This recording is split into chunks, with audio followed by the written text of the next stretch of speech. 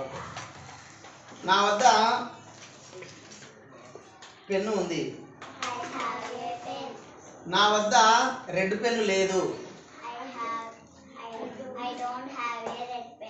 Yes. నా వద్ద ring ఉంది. నా వద్ద కార్ లేదు. ఎస్.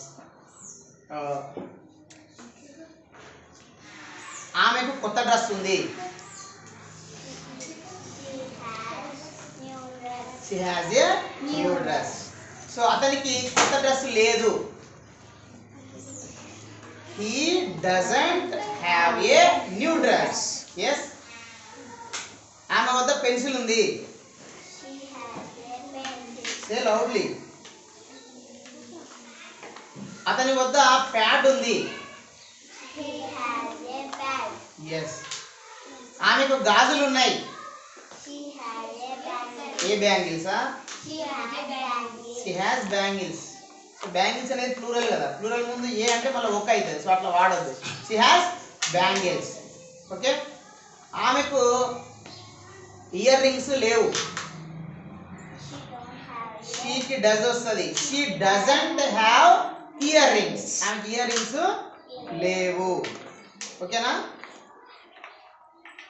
అతనికి నోట్బుక్లు లేవు. He doesn't have notebooks. అతనికి నోట్బుక్స్ లేవు. So this way we can say sentences using have, has. Okay, now B forms. Am is are. నేను ఒక టీచర్ని. ఎస్. నేను డాక్టర్ని కాదు. I am not a doctor. నేను డాక్టర్ని కాదు. ఆమె డాక్టరా? Does she a doctor? Does she a doctor? ఆమె డాక్టరా? అతను డాక్టర్ కాదా? Doesn't he a doctor? Doesn't he a doctor? So this way you can say. Okay. Okay, claps all of you. Well said.